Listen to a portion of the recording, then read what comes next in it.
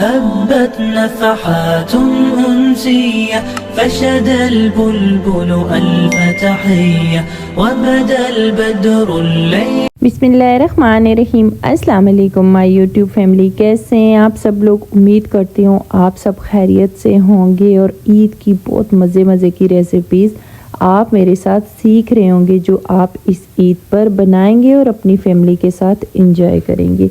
तो शुरू करते हैं आज की अपनी रेसिपीज़, जिसमें मेरे पास आज आपके लिए है सबसे पहले मैं आप लोगों के लिए ईद डे 2 की रेसिपीज़ लेके आई हूँ, जिसमें एक हमारी पाकिस्तानी डिश है और दो हमारी अरबिक डिशें हैं। तो पाकिस्तानी डिश में हम बनाएंगे रसमलाई, जबकि अरबिक डिशेस जो हैं वो हैं हमारी एक कुनाफा बॉल्स और दूसरा है हरीसा।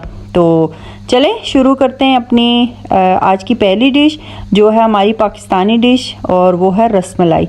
तो इसके लिए मुझे हाफ़ लीटर दूध चाहिए, फ्रेश मिल्क, और 1 कप मुझे dry milk powder full cream चाहिए, जिसमें मैं नीडो इस्तेमाल कर रही हूँ। हाफ़ कप मुझे चीनी चाहिए, 1 टेबलस्पून मुझे बटर यानी मक्खन चाहिए, 1 टीस्पून मुझे इलायची पाउडर चाहिए, जिसमें हाफ़ टी स्पून हमारे फ्रेश मिल्क पाउडर में मिल्क में जाएगा और हाफ़ टी स्पून हमारे जो ड्राई मिल्क पाउडर है उसमें जाएगा।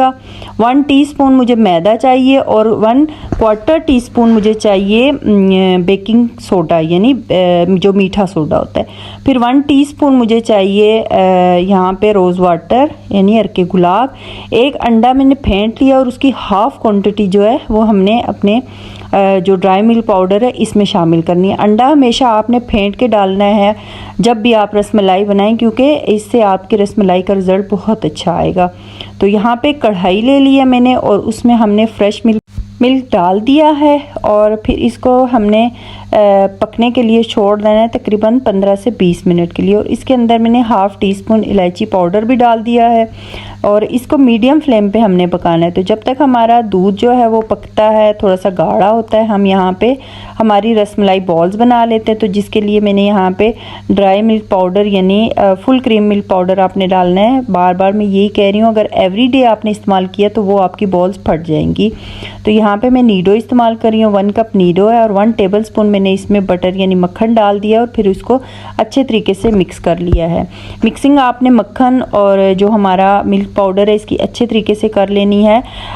फिर इसके बाद हमने हमारे जो बाकी इंग्रेडिएंट्स हैं वो शामिल कर देने हैं, जिसमें हमारे पास हाफ़ टी स्पून इलायची पाउडर है, 1 टीस्पून हमारे पास मैदा है और 1/4 टीस्पून हमारे पास बेकिंग सोडा यानी मीठा सोडा है।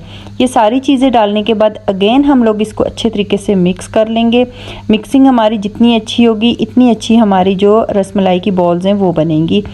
तो ध्यान से आपने यहाँ पे इस चीज़ को फॉलो करना है, वरना आपकी बॉल्स फट जाएंगी और रसमलाई आपकी ख़राब हो जाएगी। ये मिक्सिंग अच्छे तरीके से आपने कर लेनी है। इसके बाद हमने इसमें जो हमारा अंडा है, हाफ़ अंडा यहाँ पे मैं इस्तेमाल कर रही हूँ, तो वो मैंने शामिल कर दिया। उसको भी अच्छे तरीके से मिक्स कर लेना है। और ये देखें कितना ज़बरदस्त, कितना अच्छा हमारे पास जो हमारा बॉल्स का रसमलाई बॉल्स का बैटर है वो तैयार हो गया है। अब इस मिक्सचर को हमने साइड पे कर लेना है और थोड़ा सा ऑयल लेके अपनी हथेली पे लगा लेना है, क्योंकि जब हम लोग ये बॉल्स बनाएंगे तो ये अब हमारे हाथों के साथ चिपकेंगी। तो ऑयल लगाने से ये होगा कि हमारी जो बॉल्स हैं वो हमारे हाथों के साथ चिपकेंगी नहीं। तो यहाँ पे मैंने थोड़ा सा बैटर लिया है, फिर उसको मैंने गोल गोल घुमाया और थोड़ा सा चिपटा सा करके मैंने रसमलाई बॉल्स बना लिए। तो यहाँ पे 1 बाय 1 सारी बॉल्स मैंने रेडी कर ली हैं। अब हमारा जो दूध है वो भी पकना शुरू हो गया है। उसमें हमने जो हाफ़ कप चीनी थी वो भी ऐड कर दी है और फिर उसको मैंने अगेन पकाया है 5 मिनट के लिए, ताकि हमारी जो चीनी है वो हमारे दूध के अंदर मेल्ट हो जाए। जब चीनी मेल्ट हो जाए तो हमने यहाँ पे हमारी जो बॉल्स रखी थी बना के वो भी शामिल कर देनी है। और आंच जो आपने मीडियम से लो फ्लेम कर देना है। तेज़ आंच पे आपने कभी भी बॉल्स नहीं डालनी है, वरना बॉल्स एकदम फट जाएंगी। तो मीडियम फ्लेम पे हम लोग दूध को पका रहे थे, इसको हमने कम कर दिया है और इसमें हमने बॉल्स जो हमारी बनाई थी हमने वो डाल दी हैं। और बॉल्स डालते ही तकरीबन 2 मिनट बाद ये देखें सारी बॉल्स जो हैं वो ऊपर आना शुरू हो गई हैं। तो ये बॉल सारी ऊपर आ गई हैं। अब हमने थोड़ी सी आंच तेज़ करनी है, बहुत तेज़ आपने नहीं करनी, हल्की सी तेज़ करनी है ताकि हमारा जो दूध है वो बॉयल होना शुरू हो जाए। तो ये दूध बॉयल होना शुरू हो गया और हमारी बॉल्स पकना शुरू होगी। तो तकरीबन यहाँ पे 7 से 8 मिनट हमने बॉल्स पकानी है, ज़्यादा बॉल्स को नहीं पकाना वरना बॉल्स फट जाएंगी। तकरीबन 8 मिनट हो गए, हमारी बॉल जो है वो रेडी हो गई है। मैं आपको एक बॉल दिखाती हूँ, देखें कितनी सॉफ्ट, कितनी अच्छी हमारी जो रसमलाई बॉल है वो तैयार हो गई है। अब हमने यहाँ पे चूल्हा बंद कर देना है और थोड़े से कटे हुए बादाम और 1 टीस्पून हमने यहाँ पे रोज़ वाटर यानी अर्के गुलाब शामिल कर देना है और हमने हमारी जो रसमलाई है इसको ठंडा होने के लिए छोड़ देना है। तो अब हम हमारी जो दूसरी डिश है वो बना लेते हैं, जो है अरबिक कुनाफा। तो इसके लिए मुझे जिन चीज़ों की ज़रूरत है उसमें है 1 पैकेट यहाँ पे मुझे बारीक सिवैयाँ जिनसे हम शीर खुरमा बनाते हैं वो चाहिए। पैकेट अगर आपका छोटा हो तो वो पूरा पैकेट डलेगा, मेरे पास ये बहुत बड़ा पैकेट था तो मैंने फिर इसमें से 10 कुनाफा की बॉल्स बनाई थी, तो उस हिसाब से मैंने फिर सिवैयाँ ले ली थी। फिर हमारे पास 2 टेबलस्पून यहाँ पे पिसी हुई चीनी है और 2 ही टेबलस्पून हमारे पास ऑयल है। फिर 2 टेबलस्पून हमारे पास अंडा है जिसे हमने फेंट लिया था और अंडा फेंट के उसमें से 2 टेबलस्पून हमने यूज़ करना है। 4 टेबलस्पून हमारे पास यहाँ पे किशमिश है। 4 टेबलस्पून हमारे पास खजूर थी जिसकी गुठली निकाल के हमने कट कर ली थी और 4 टेबलस्पून हमारे पास बादाम है। फिर यहाँ पे 1 कप मिल्क पाउडर है, ड्राई मिल्क पाउडर, यानी फिर अगेन मैं नीडो यूज़ कर रही हूँ। और फिर हमने ये एक बॉल ले लेना है, बॉल के अंदर हमने सबसे पहले हमारा दूध डाल देना है, फिर हमने बादाम डाल देने हैं, किशमिश डाल देनी है और खजूर डाल देनी है और साथ में हमने चीनी डाल देनी है। यानी कि हमारे जितने भी ड्राई इंग्रेडिएंट्स हैं वो हमने पहले मिक्स करने हैं दूध के अंदर, तो इनको अच्छे तरीके से मिक्स कर लें। फिर यहाँ पे हमारे पास जो 2 टेबलस्पून अंडा था और 2 टेबलस्पून हमारे पास जो ऑयल था वो डाल दिया है और इसको भी हमने मिक्स कर दिया है। ये मिक्स करने के बाद ये देखिए हमारे पास कितना अच्छा, कितना ज़बरदस्त खोए की तरह खोया तैयार हो गया है। ये होममेड खोया है, इसको हम लोग जिस चीज़ में भी आप डालें खोया अगर डालना चाहें तो यहाँ पे ये जो नट्स हैं ये नट्स को आप स्किप कर दें और सिर्फ हमारा जो ऑयल है, अंडा है और मिल्क पाउडर है और पिसी हुई जो चीनी है हमारी उसको हम लोग मिक्स कर दें तो ये हमारा होममेड खोया भी बन जाएगा। तो फिर यहाँ पे मैंने जो हमारा मिक्सचर था ये अच्छे तरीके से मिक्स कर लिया था और ये कितना ज़बरदस्त, कितना अच्छा हमारा जो मिक्सचर था ये तैयार हो गया था। अब मैंने इसको साइड पे रखा है और यहाँ पे हमने जो हम अपनी ज़रूरत के मुताबिक आपने सिवैयाँ यहाँ पे ले लेनी है। मैं अगेन आपको बता रही हूँ कि मैंने 10 बॉल्स बनाई थी, उस हिसाब से मैंने सिवैयाँ ली थी। तो सिवैयों को हमने एक कढ़ाई ले लेनी है, उसमें पानी डालना है, पानी थोड़ा ज़्यादा डालिएगा और फिर जो हमारी सिवैयाँ हैं वो सिवैयाँ हम जब पानी में एक बॉयल आए तो हमने सिवैयाँ डाल देनी है और डालते साथ ही हमने सिर्फ 1 से 1.5 मिनट इन सिवैयों को पकाना है, ज़्यादा क्योंकि सिवैयाँ बारीक हैं, एकदम से पानी के अंदर वो घुल जाएंगी। तो 1 से 1.5 मिनट या मैक्सिमम 2 मिनट आपने इनको पकाना है, ज़्यादा सिवैयों को आपने नहीं पकाना। फिर सिवैयों को हमने एक स्ट्रेनर में निकाल लेना है, गर्म पानी हमने स्ट्रेन कर लेना है और हम जिस तरह मैक्रोनी या हमारा पास्ता होता है उसके ऊपर ठंडा पानी डालते हैं, इस तरह आपने इनके ऊपर ठंडा पानी डाल देना है और फिर इनको जो स्ट्रेनर है उसमें डाल के स्ट्रेन कर लें, पानी सारा निकल जाए। तो फिर सिवैयाँ हमने ठंडी नहीं होने देनी, हल्की सी गर्म हो तो ही इनकी बॉल बनेंगी। अगर ज़्यादा ठंडी होगी सिवैयाँ तो फिर टूटना शुरू हो जाएंगी। फिर हमने एक कटोरी ले लेनी है, कोई भी किसी किस्म का आपने बोल ले लेना है, उसके अंदर हमने थोड़ा सा ऑयल लगा देना है। ऑयल लगाने के बाद हमने जो सिवैयों की थोड़ी सी क्वांटिटी है वो हमने इस जो हमारी छोटी सी कटोरी है इसके अंदर रख देनी है और फिर हमारा जो हमने खोया तैयार किया था तो हमने वो खोया इसके अंदर रख देना है और फिर हमने ऊपर से अगेन थोड़ी सी सिवैयाँ लेनी है और इस खोए के ऊपर रखनी है और इसको हल्के हाथ से प्रेस कर देना है। बहुत ज़्यादा प्रेस नहीं करना क्योंकि हमारी जो सिवैयाँ हैं वो गल गई हैं, तो अगर ज़्यादा हमने प्रेस किया तो वो आटा नुमा बन जाएंगी।